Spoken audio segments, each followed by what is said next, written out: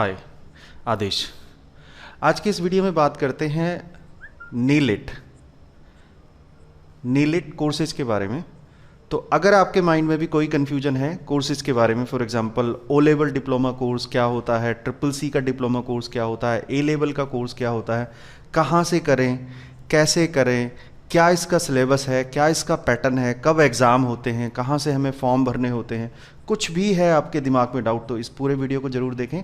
इसके बारे में मैं टोटल डिटेल आपको बताने वाला हूँ। तो सबसे पहले तो हम बात करते हैं कि जो हमारा नीलिट के कोर्सेज हैं वो नीलिट क्या है बेसिकली। तो नीलिट एक गवर्नमेंट की ऑटोनोमस बॉडी है जो कि आती है ministry of information and technology के अंडर। और ये कब बनी थी एक्चुअली? ये बनी थी आपकी नवंबर 1994, अप्रोक्सीमेट 25 ईयर्स एगो, राइट। 25 साल पहले गवर्नमेंट ऑफ इंडिया ने ये एक बॉडी बनाई थी जिसका नाम तब नीलिट नहीं था, तब उसका नाम था डोएक, राइट। तब इसकी फॉर्म थी department of electronics accredited computer course. अब उसका नाम चेंज करके गवर्नमेंट ने कर दिया है NIELIT, national institute of electronics and information technology, right. तो इसके अंदर बहुत सारे कोर्स आते हैं, शॉर्ट टर्म कोर्स भी हैं, और ये सॉफ्टवेयर के कोर्सेज के बारे में मैं बात कर रहा हूँ क्योंकि आपको कन्फ्यूजन होगा कि ये कोर्सेज क्या होते हैं, आप कहाँ से कर सकते हो, कहाँ से इनके फॉर्म निकलते हैं, एलिजिबिलिटी क्राइटेरिया क्या है, कैसे आप इसके लिए अप्लाई कर सकते हो, और इनकी डिमांड कहाँ कहाँ पर है। बहुत सारे कन्फ्यूजन आपके अंदर हो सकते हैं, तो वो सारे कन्फ्यूजन आपके दूर हो जाएंगे। तो सबसे पहले बात करते हैं कि इसके अंदर टोटल कितने कोर्सेज हैं और उनके एलिजिबिलिटी क्राइटेरिया क्या है, आप किस तरीके से उनको अप्लाई कर सकते हो, और आप उनका जो पैटर्न है, एग्ज़ाम का पैटर्न है वो क्या है, सिलेबस क्या है, ये सारी चीज़ें बात करते हैं। तो नीलिट के अंदर जैसे मैंने बताया शॉर्ट टर्म कोर्सेज भी होते हैं, हार्डवेयर के कोर्सेज भी होते हैं, सॉफ्टवेयर के कोर्सेज भी होते हैं, बट हम बात करेंगे सिर्फ सॉफ्टवेयर के कोर्सेज की। तो सॉफ्टवेयर के जो कोर्सेज हैं हमारे वो टोटल हैं हमारे पास अभी जो मैं जिसके बारे में मैं बात करने वाला हूँ वो है हमारा सबसे पहला कोर्स है हमारा ओ लेवल कोर्स, जिसको हम जूनियर डिप्लोमा प्रोग्राम भी बोलते हैं। इसके अंदर आपको क्या पैटर्न होता है, आपको इस एग्ज़ाम के लिए आपको 4 सब्जेक्ट 4 सब्जेक्ट आपको क्वालिफाई करने होते हैं। एक आपको प्रैक्टिकल क्वालिफाई करना होता है और आपको एक प्रोजेक्ट देना होता है। यह आपका पैटर्न है। अगर आपको ओ लेवल का कोर्स करना है आपको 4 सब्जेक्ट क्वालिफाई करने होते हैं। वो सब्जेक्ट के नाम मैं आपको डिस्क्रिप्शन में बता दूंगा या दूसरे वीडियो में बता दूंगा जिसमें मैं पूरा ओ लेवल का कोर्स एक्सप्लेन करूंगा। तो आपको ओ लेवल का कोर्स करने के लिए आपको 4 सब्जेक्ट क्वालिफाई करने हैं, एक प्रैक्टिकल देना है और एक प्रोजेक्ट देना है। अगर आप करते हैं इसके बाद ए लेवल कोर्स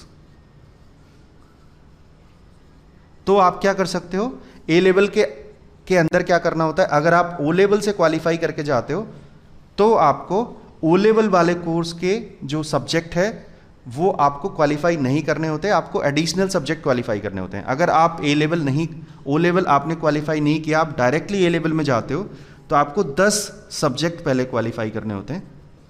10 सब्जेक्ट आपको क्वालिफाई करने होते हैं, 2 प्रैक्टिकल आपको क्वालिफाई करने होते हैं और इसके अंदर भी देना होता है आपको एक प्रोजेक्ट। ये तब होता है जब आप डायरेक्ट ए लेवल में जाते हो, बट अगर आप ओ लेवल करने के बाद जाते हो तो आपको 4 सब्जेक्ट क्वालिफाई नहीं करने पड़ते। इस केस में आपको 3 सब्जेक्ट का छूट मिल जाती है, आपको 3 सब्जेक्ट माइनस हो जाते हैं, यानी आपको टोटल 7 सब्जेक्ट देने होते हैं। 3 सब्जेक्ट इसमें आपके लिए माइनस हो जाते हैं, वो नहीं देने पड़ते। वो कौन से सब्जेक्ट हैं वो मैं आपको नाम बता दूंगा। टोटल अगर आप ए लेवल के लिए जाते हो तो आपको 10 सब्जेक्ट क्वालिफाई करने होते हैं, 2 प्रैक्टिकल देने होते हैं और एक प्रोजेक्ट देना होता है, राइट। अब हम बात करते हैं कि कब हम ओ लेवल के बाद जा सकते हैं, कब हम ए लेवल में डायरेक्ट एंट्री कर सकते हैं। तो अगर आप ए लेवल में डायरेक्ट एंट्री करना चाहते हो तो आपके पास मिनिमम रिक्वायरमेंट है, आपके पास ग्रेजुएशन होनी चाहिए, राइट। आपके पास ग्रेजुएशन की डिग्री होनी चाहिए, तभी आप ए लेवल के कोर्स में एंट्री ले सकते हो। लेकिन ये जो ग्रेजुएशन की डिग्री है ना, ये आपके प्री रिक्विजिट है जब आपका डिप्लोमा खत्म हो जाता है, तब आपके पास ग्रेजुएशन की डिग्री होनी चाहिए। यानी आप ग्रेजुएट नहीं भी हैं तब भी आप ए लेवल कोर्स में एंट्री ले सकते हैं, बट जब आपका ए लेवल का कोर्स कंप्लीट हो जाता है तब आपको ग्रेजुएशन की डिग्री सबमिट करनी होती है और तभी आपको ए लेवल का डिप्लोमा सर्टिफिकेट मिलेगा। लेकिन अगर आप ओ लेवल क्वालिफाइड हैं और आप ओ लेवल के बाद ए लेवल में आते हैं तो आपके पास कोई ग्रेजुएशन नहीं है तब भी आप इस कोर्स को कर सकते हैं। ओ लेवल के लिए प्री रिक्विजिट है, अगर आप 12th पास हैं तो आप इस डिप्लोमा कोर्स को कर सकते हैं, आपको कोई ग्रेजुएशन की रिक्वायरमेंट नहीं है उस केस में। लेकिन आप ए लेवल में करना चाहते हैं तो आपके लिए क्या है, आप O then after the O course आप you can go for A level. इसके अलावा तीसरा कोर्स है हमारे पास बी लेवल कोर्स। अगर आपको बी लेवल कोर्स करना है तो आप ए लेवल के बाद बी लेवल में जा सकते हो। इसके लिए आपको टोटल 15 एक्स्ट्रा, यानी इसमें जो 10 सब्जेक्ट थे वो तो करने ही करने हैं, 10 + 15 सब्जेक्ट आपको क्वालिफाई करने हैं। 15 सब्जेक्ट आपको क्वालिफाई करने हैं, प्लस आपको 2 प्रैक्टिकल भी देने हैं इसके अंदर, और इसके अंदर भी आपको 1 प्रोजेक्ट देना है। ठीक, क्या क्या चीज़ें देनी है, 15 सब्जेक्ट, 2 प्रैक्टिकल, 1 प्रोजेक्ट, ये देने हैं आपको बी लेवल। अब हम बात करते हैं कि कौन सा कोर्स किसके इक्विवेलेंट है। एक लास्ट और रिमेनिंग कोर्स है, उसको मैं इधर लिख देता हूं।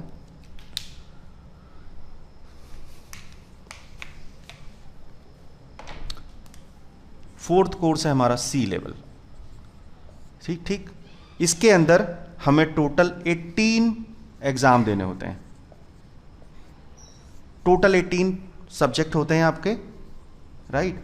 लेकिन अगर आप बी लेवल करके जाते हो तो आपको ओनली 15 एग्जाम्स देने होते हैं, यानी 15 सब्जेक्ट क्लियर करने होते हैं, राइट। 15 सब्जेक्ट, यानी अगर आप बी लेवल क्वालिफाई करके जाते हो तो अगेन आपको 3 सब्जेक्ट माइनस हो जाते हैं। लेकिन अगर आप डायरेक्ट सी लेवल में जाते हो तो आपको 18 सब्जेक्ट क्लियर करने होते हैं। ठीक, अगर आप बी लेवल के थ्रू एंट्री लेते हो सी लेवल में तब आपको 3 सब्जेक्ट माइनस हो जाते हैं, आपको सिर्फ ओनली 15 सब्जेक्ट क्वालिफाई करने हैं। बट आप डायरेक्ट सी लेवल में जाते हो तो आपको ये करना पड़ेगा, बट इसके लिए आपके पास मास्टर्स की डिग्री होनी चाहिए, मास्टर्स डिग्री। अगर आपके पास मास्टर्स डिग्री है तो आप सी लेवल में डायरेक्ट जा सकते हो, अदरवाइज आपको बी लेवल के थ्रू एंट्री मिलती है। तो ये डिप्लोमा प्रोग्राम्स इस तरीके से होते हैं कि आप ओ लेवल प्लस ए, फिर देन ए लेवल, देन फिर बी लेवल, देन सी लेवल में आप जा सकते हो। अगर आपके पास कोई डिग्री नहीं है तो भी आप जा सकते हो। क्लियर, क्योंकि वो जो आपका पहला लेवल है वो क्वालिफाई करता है आपको नेक्स्ट अटेम्प्ट के लिए। अब बात करते हैं कि कौन सा कोर्स किस डिग्री के या फिर किसी दूसरे डिप्लोमा के इक्विवेलेंट बोला जाता है। तो ओ लेवल जो है आपका वो है जूनियर प्रोग्रामर के लिए, जूनियर प्रोग्रामर के इक्विवेलेंट माना गया, यानी फाउंडेशन डिप्लोमा कोर्स जिसको हम बोलते हैं। ए लेवल इक्विवेलेंट है हमारे APGDCA। APGDCA क्या बोलते हैं इसको, advanced post graduate diploma in computer application, APGDCA। ठीक, जो आपका बी लेवल कोर्स है इसको बोला गया इक्विवेलेंट MCA, MCA के इक्विवेलेंट है। जो आपका सी लेवल है वो है आपका MTech के इक्विवेलेंट है। ठीक, तीनों चीजें मैंने बता दी। कोर्सेज कौन कौन से हैं, ओ लेवल, ए लेवल, बी लेवल, सी लेवल। प्री रिक्विजिट क्या क्या है, इसके लिए आपको 10+2 होना चाहिए। इसके लिए अगर आप ओ लेवल के बाद आते हैं तो कोई प्री रिक्विजिट नहीं है, ओ लेवल आप क्वालिफाइड हैं तो आप ए लेवल में जा सकते हैं। लेकिन अगर आप ए लेवल को डायरेक्ट करना चाहते हैं तो आपके पास ग्रेजुएशन की डिग्री होनी चाहिए जब आप क्वालिफाई हो जाते हैं। बी लेवल के लिए अगर आप ए लेवल हैं तो आप जा सकते हैं, अदरवाइज आपके पास ग्रेजुएशन होनी चाहिए, राइट। उसके बाद सी लेवल की बात करते हैं तो सी लेवल में अगर आप डायरेक्ट जाना चाहते हैं तो मास्टर्स डिग्री होनी चाहिए, आपको 18 पेपर क्वालिफाई करने हैं उसकी चीज़ के लिए। लेकिन अगर आप बी के थ्रू जाते हैं तो आपको 15 सब्जेक्ट क्वालिफाई करने हैं और आपको 3 सब्जेक्ट का यहाँ पर छूट मिल जाती है। लेकिन आप ए के बाद बी में जाते हैं ना तो यहाँ पर आपको छूट नहीं मिलती, ओ के बाद ए आने पे भी आपको 3 सब्जेक्ट की छूट मिलती है। ठीक, क्लियर। अब हम बात करते हैं, मैं इसको मिटा देता हूँ। एक और कोर्स है उसको मैं अलग से एक्सप्लेन कर दूंगा इसके बाद, और आई थिंक उसकी क्यूरियोसिटी आपको सबसे ज़्यादा होगी, जो कि है, मैं यहाँ पर लिख देता हूँ, CCC course, CCC, right. CCC course, उसको भी मैं भी एक्सप्लेन करूँगा। तो सबसे पहले इनका एग्ज़ाम पैटर्न समझ लेते हैं। एग्ज़ाम पैटर्न, एग्ज़ाम कब होता है, कैसे होता है ना, ये कन्फ्यूजन रहता है। तो जो नीलिट के एग्ज़ाम्स हैं, जो ये डिप्लोमा कोर्सेज हैं, ओ लेवल, ए लेवल, बी लेवल, सी लेवल, इनका जो एग्ज़ाम का पैटर्न होता है वो 2 बार आपका एग्ज़ाम होता है साल में। एक होता है जनवरी में और एक होता है जुलाई में। ठीक, और इनके एग्ज़ाम स्टार्ट होते हैं हमेशा सेकेंड ऑफ सैटरडे से, सेकेंड सैटरडे से एग्ज़ाम स्टार्ट होता है। जनवरी के महीने में जब भी सेकेंड सैटरडे पड़ेगा तब से उसका एग्ज़ाम स्टार्ट हो जाएगा। जुलाई में भी सेकेंड सैटरडे से एग्ज़ाम स्टार्ट हो जाएगा। क्लियर? सेकेंड सैटरडे से एग्ज़ाम स्टार्ट हो जाएगा। अब इसके लिए आपको इससे पहले एक डेट होती है जनवरी के लिए अप्रोक्सीमेट। आपको अगर आपको जनवरी में एग्ज़ाम देना है तो अक्टूबर के अराउंड आपको एग्ज़ाम का फॉर्म भरना पड़ता है, और उससे पहले आपको रजिस्टर करना पड़ता है, तभी आप एग्ज़ाम का फॉर्म भर पाओगे ना, जब आप उस कोर्स में रजिस्टर हो। इसी तरीके से जुलाई के लिए वो दूसरा महीना होता है ना, उसमें अराउंड आपको अप्रैल के आसपास एग्ज़ाम का फॉर्म भरना होता है, और आप पहले से उस कोर्स में रजिस्टर हो, 2-3 महीने पहले उसके रजिस्ट्रेशन होते हैं, वो फॉर्म निकलते हैं अलग से। ठीक है, तो ये इसके एग्ज़ाम का पैटर्न है। साल में 2 ही बार एग्ज़ाम होते हैं, फिक्स डेट होती हैं, जनवरी को और जुलाई को। सेकेंड सैटरडे को एग्ज़ाम होते हैं, ऑल ओवर इंडिया लेवल पे एग्ज़ाम होते हैं। ये नहीं कि सिर्फ इस ज़िले में अलग है, उस पर अलग डेट को होगा। इंडिया में, पूरे इंडिया में सेम डेट पे सेम सब्जेक्ट का एग्ज़ाम होगा, फिक्स डेट होती है। ठीक, ये इसके एग्ज़ाम का पैटर्न है। अब हम बात करते हैं कि फीस कितनी है, कैसे अप्लाई करें, कहाँ से फॉर्म निकलते हैं। तो इसके लिए अगर आप प्राइवेट कोचिंग लेना चाहते हो तो इंस्टीट्यूट अपनी फीस चार्ज करते हैं, बट जो आपसे नीलिट सोसाइटी चार्ज करती है, या फिर डोइक सोसाइटी जिसको हम बोलते थे, वो क्या चार्ज करती है? सबसे पहले जब आप किसी कोर्स में रजिस्टर करते हो तो आपसे रजिस्ट्रेशन फ़ीस ली जाती है 500 रुपीज़। ये आपको डीडी बना के उनका फॉर्म के साथ अप्लाई करके भेजना होता है। ये होती है आपकी रजिस्ट्रेशन फ़ीस 500 रुपीज़। उसके बाद जब आप कोई भी एग्ज़ाम देते हो, एग्ज़ाम फीस ये भी होती है आपकी 500 रुपीज़, है ना, पर सब्जेक्ट। जितने सब्जेक्ट के लिए आप अप्लाई करते हो आपको 500 पर सब्जेक्ट का डीडी उनको भेजना पड़ेगा। ठीक, उसी तरीके से हर कोर्स के प्रोजेक्ट की फ़ीस अलग अलग होती है। ठीक, जैसे ओ लेवल के प्रोजेक्ट की फ़ीस अलग है, ए लेवल के प्रोजेक्ट की फ़ीस अलग है ना, बी लेवल की अलग है। ठीक, 300 रुपये, 500 रुपीज़, और इसकी है 3000 रुपीज़, 3000। ये इनकी फ़ीस है ना, यानी ये प्रोजेक्ट में भी देनी होती है। उसी तरीके से जो प्रैक्टिकल हैं उनकी भी फीस 500, राइट।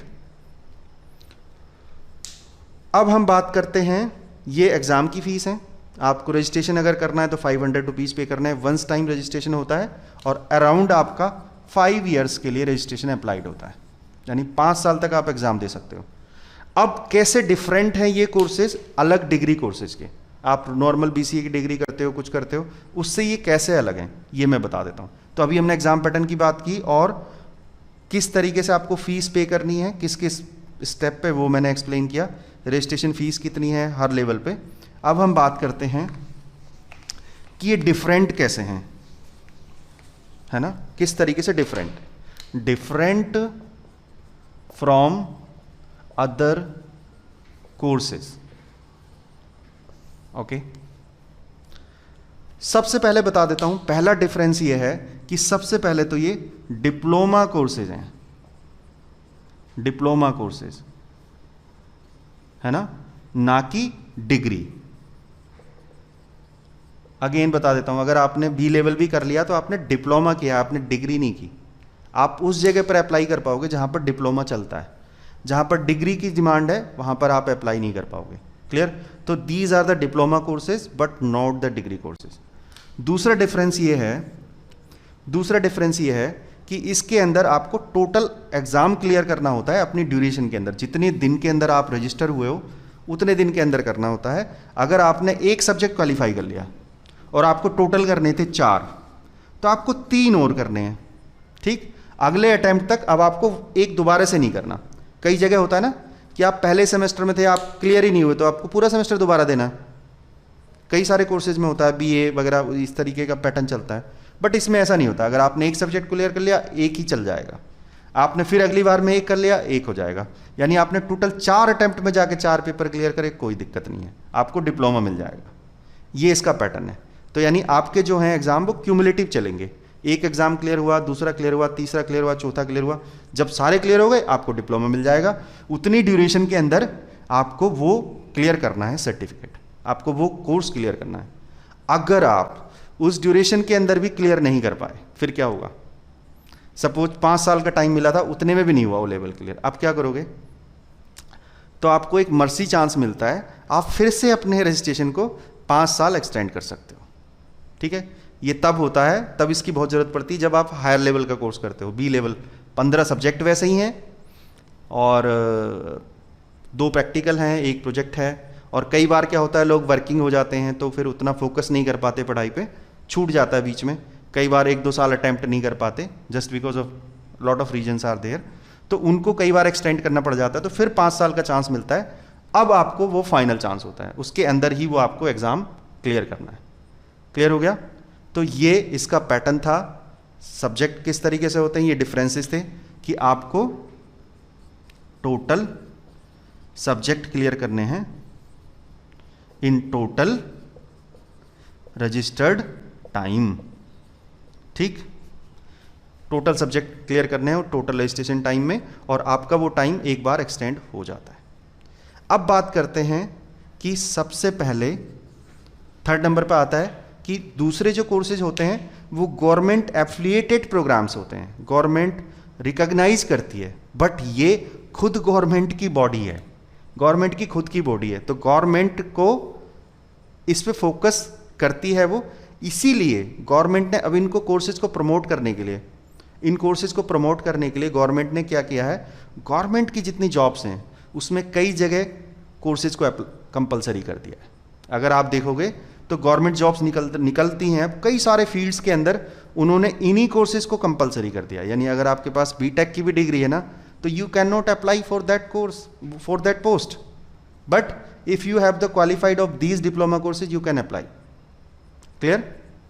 हाँ, प्राइवेट सेक्टर में भी काफ़ी चांसेज हैं कि इसको प्रमोट करना चाहिए इन कोर्सेज को, उतना प्रमोशन नहीं है, बट गवर्नमेंट को पता है क्योंकि गवर्नमेंट का खुद का डिपार्टमेंट है, उसने ये कोर्स चलाए थे, है ना। तो गवर्नमेंट के ही एक तरीके से देखा जाए तो गवर्नमेंट की मिनिस्ट्री है जिसके अंदर ये कोर्सेज आते हैं। ठीक है, और कंपलसरी हैं काफ़ी सारी जॉब्स के लिए, compulsory for many government jobs, right. अब ठीक, अब इसका पास क्राइटेरिया क्या है, कैसे इसके एग्जाम को आप क्लियर करोगे? जब आप एग्जाम दोगे तो कब क्या पासिंग क्राइटेरिया कैसे होता है? इसका पासिंग क्राइटेरिया भी बड़ा इंटरेस्टिंग है और बाकी सारे एग्जाम से इसका पासिंग क्राइटेरिया अलग है। तो मैं शॉर्ट में बता देता हूँ इसका पासिंग क्राइटेरिया क्या है। अभी बहुत सारे एग्जाम हम लोग देते चले आए, 33% पास है ना, 30% पासिंग मार्क्स, 40% पासिंग मार्क्स। इसका पासिंग मार्क्स ही है 50%, यानी आपके 100 में से अगर 100 का सब्जेक्ट था, अगर आपके 50% से भी कम मार्क्स आए ना तो आप फेल हो।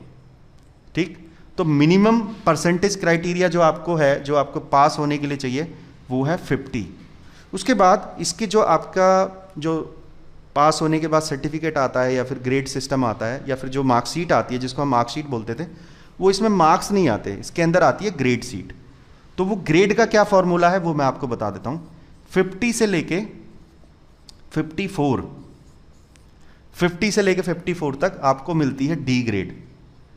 बड़ा गंदा लगता है जब डी ग्रेड अगर किसी सब्जेक्ट में आ जाए तो, है ना। और अगर आप 55 से क्रॉस कर जाते हो और आपके मार्क्स चले जाते हैं 65 तक, 65 तक आपके मार्क्स चले जाते हैं तो आपकी ग्रेड आ जाती है सी ग्रेड।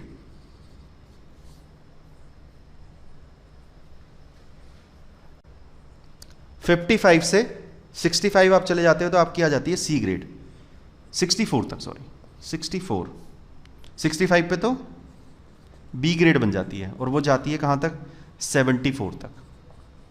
यानी भैया अगर आपके 74% भी है ना तो भी आपकी बी ग्रेड है। और बी ग्रेड को क्या सोचते हैं ये आपको पता ही होगा, ये तो बी ग्रेड आदमी है ना। तो 74 पे इसमें बी ग्रेड है। अगर आपके मार्क्स चले जाते हैं 75 तो आप, और वो जाते हैं 84 तक, तो आपकी ए ग्रेड आती है फिर। और इसमें ए से भी ऊपर है आपका, अगर आपके 85 या फिर उससे भी ज़्यादा हैं तो फिर आपकी आती है एस ग्रेड। यानी आप फिर तो सुपर बंदे हो भाई, सुपीरियर है ना, सुपीरियर, तो फिर आपकी एस ग्रेड आती है। तो ये इसका ग्रेडिंग पैटर्न है, यानी आपको मिनिमम तो क्वालिफाई करने के लिए 50% मार्क्स स्कोर करने हैं हर सब्जेक्ट में, चाहे वो प्रैक्टिकल हो, चाहे वो प्रोजेक्ट हो, चाहे वो कोई सब्जेक्ट हो। ये इसका पासिंग क्राइटेरिया है, ठीक है। और इसका जो सिलेबस है वो बार बार बदलता रहता है ना, उसको बोलते हैं रिवीजन, यानी कौन सा रिवीजन चल रहा है अभी। तो अभी जो करंट में रिवीजन है वो चल रहा है आपका रिवीजन 5। तो अभी करंट में जो इसका रिवीजन है वो है रिवीजन 5 रिवीजन का सिलेबस अभी चल रहा है डोइक का, ठीक। अब मैंने अगेन वही चीज़ बताई कि आप इस कोर्स को करें क्यों, कैसे करें वो तो बता दिया मैंने। आप साइट पे जा सकते हो, गवर्नमेंट की साइट है ना, उस पे जाके आप नीलिट गूगल पे सर्च मारोगे आपको लिंक मिल जाएगा, उस नीलिट की साइट पे सारे कोर्सेज की डिटेल भी है। दूसरी चीज़, कैसे अप्लाई करना है, पहले आपको सबसे पहले रजिस्टर करना पड़ेगा, 500 का डीडी और एक फॉर्म आता है रजिस्ट्रेशन का, वो भर के आपको भेजना है। 2 तरीके होते हैं, आप या तो डायरेक्ट उस कोर्स के लिए अप्लाई कर सकते हो एज ए डायरेक्ट कैंडिडेट, या फिर आप किसी इंस्टीट्यूट के थ्रू अप्लाई कर सकते हो। यानी फॉर्म के अंदर लिखा होता है आप इंस्टीट्यूट के थ्रू अप्लाई कर रहे हो या फिर आप डायरेक्ट कैंडिडेट की तरह से अप्लाई कर रहे हो। अगर आप डायरेक्ट कैंडिडेट की तरह से अप्लाई कर रहे हो तो आपको कुछ एक्सपीरियंस वगैरह दिखाना होता है, वो उसके ड्राफ्ट में लिखा होता है पूरा कि आपको पास मिनिमम वो प्रीरिक्विजिट तो हो ही हो, जैसे ओ लेवल का कोर्स है तो आपको 10+2 होना चाहिए, ए लेवल का कोर्स है तो आपको ग्रेजुएट होना चाहिए, बट साथ में कुछ एक्सपीरियंस भी देखते हैं वो लोग कि इतना मिनिमम एक्सपीरियंस आपके पास होना चाहिए, ठीक है। उसके बाद हमने बात की कि क्यों करें, तो करें तो इसलिए क्योंकि गवर्नमेंट जॉब्स में बहुत कंपलसरी कर दिया है ना, तो अगर हमें गवर्नमेंट जॉब्स लेनी है, अच्छी नॉलेज लेनी है, तो फिर इस कोर्स को करना चाहिए और अपने हिसाब से करना चाहिए। अगर मुझे लगता मैं नहीं कर पाऊंगा, मेरी कोडिंग कैपेसिटी उतनी नहीं है या मेरी नॉलेज उतनी लॉजिकल नहीं है, तो मैं ए लेवल के कोर्स पे क्यों जाऊँ, मैं छोटा कोर्स करूँ ना, ओ लेवल करूँ, और ओ लेवल मेरे गवर्नमेंट जॉब दिला सकता है मुझे, तो मैं उस पर जाऊँ। क्लियर। अब हम बात करते हैं कि सीखें कैसे, कहाँ से सीखें। तो इसके एक पैटर्न आता है वहाँ से, वो आप कुरियर से मंगा सकते हैं, ऑनलाइन भी सारा सिलेबस इसका पड़ा हुआ है ना, उससे आप देख सकते हैं। सब्जेक्ट के बारे में, हर कोर्स के बारे में मैं एक वीडियो बनाऊंगा जिसमें ओ लेवल के अंदर कितने कोर्सेज हैं, कौन कौन से सब्जेक्ट हैं, कहाँ से पढ़ें, कौन सी बुक रिकमेंड करते हैं और कौन सी बुक में आपको कहाँ कहाँ से मिलेगा। और सब्जेक्ट के अंदर भी इसका एक पैटर्न होता है, जो ओ लेवल और ए लेवल के कोर्स है ना, ओ लेवल और ए लेवल, इसके अंदर आपको दोनों चीज़ें आती हैं, यानी ऑब्जेक्टिव प्लस सब्जेक्टिव। और ऑब्जेक्टिव आपका 40 मार्क्स का और सब्जेक्टिव आपका 60 मार्क्स का, ये पैटर्न चलता है दोनों में, 40-60। बट जो आपका बी लेवल का कोर्स है ना, उसमें भैया ऑब्जेक्टिव खत्म, उसमें आता है टोटल 100 सब्जेक्टिव, टोटल 100 सब्जेक्टिव, और इसमें से ही आपको 50% मिनिमम पासिंग मार्क्स चाहिए। उसमें दोनों में मिला के 50 चाहिए, है ना, इसमें आपको 100 में से 50 चाहिए बी लेवल में, ठीक। तो उसके बाद ए लेवल के बाद ये पैटर्न शुरू हो जाता है, ठीक। अब हम एक लास्ट चीज़ बात कर लेते हैं, थोड़े मुश्किल से कोर्स की बात हो गई, अब थोड़ा बेसिक कोर्स की बात कर लेते हैं। तो अब कोई सारी जॉब्स में ओ लेवल भी अगर ना हो ना, ओ लेवल भी ना हो, तो मिनिमम आपके पास ये जरूर होना चाहिए, CCC, इसको CCC भी बोलते हैं, CCC भी बोलते हैं, ये जरूर होना चाहिए। और आने वाले टाइम में तो ऑलमोस्ट हर जॉब में ही कंपलसरी होने वाला है। ओ लेवल भी बहुत सारी जॉब में कंपलसरी हो गया है ना, आर्मी की जॉब्स, फूड कॉरपोरेशन की जॉब, क्योंकि मान के चलते हैं कि इतने कंप्यूटर की बेसिक नॉलेज जरूर होनी चाहिए। तो CCC तो एक ऐसा कोर्स बता दिया कि भैया बेसिक नॉलेज जरूर होनी चाहिए। इसके अंदर होता क्या क्या है, आपका पूरा MS ऑफिस ऑलमोस्ट, है ना, ऑफिस के अंदर पावर पॉइंट, एक्सेल, वर्ड, ये सब चीज़ें, विंडोज़ जो आपका ऑपरेटिंग सिस्टम है, ऑपरेटिंग सिस्टम के बारे में, विंडोज़ वगैरह के बारे में नॉलेज होनी चाहिए, है ना। कंप्यूटर के कुछ फंडामेंटल पता होने चाहिए। कंप्यूटर फंडामेंटल जानते हैं ना आप, कंप्यूटर फंडामेंटल मतलब कंप्यूटर के बारे में बेसिक बात है, हार्डवेयर, सॉफ्टवेयर, रैम, रोम, कॉन्फ़िगरेशन, CPU क्या है, ये क्या है, कौन सी इनपुट डिवाइसेस, हार्डवेयर, ये सब चीज़ें। और इंटरनेट के बारे में पता होना चाहिए, इंटरनेट, है ना, ये सारी चीज़ें पता होनी चाहिए। इसका पैटर्न क्या होता है, इसका पैटर्न होता है भैया total objective, 100 marks objective, 50 number में पास, 50% में, 50% में पास, ठीक है। और इसके जो एग्ज़ाम होते हैं, इसके एग्ज़ाम साल में 2 बार नहीं होते, इसके ज़्यादा कैंडिडेट होते हैं ना। और ये इसके कोर्स कंटेंट मैंने मेन कोर्स कंटेंट लिख दिए, 100 में से 50% मार्क्स लाने हैं और आपको क्वालिफाई करना है। अब आपके लिए काम की न्यूज़ ये है, इसका भी सिलेबस मैं ऑनलाइन इस चैनल पर डाल रहा हूँ। अगर आप CCC का कोर्स करना चाहते हैं, गवर्नमेंट जॉब के लिए कंपलसरी होने है काफ़ी सारी जॉब्स में, और भी होता चला जाएगा आगे, बैंकिंग ये वो दुनिया भर की चीज़ें। तो ये सारी चीज़ों के वीडियोस और लाइव क्लासेस भी मैं इस पे लूँगा, तो आप इस मेरे साथ जुड़ सकते हैं। और भी कोई क्वेरी है आपकी इससे रिलेटेड, डोइक से रिलेटेड, नेलिट से रिलेटेड, तो ज़रूर मुझे कमेंट में पूछो मेरे से, मैं ज़रूर उसको बताऊँगा। आई एम ऑल्सो नेलिट, जो पहले डोइक था, आई एम ऑल्सो डोइक क्वालिफाइड।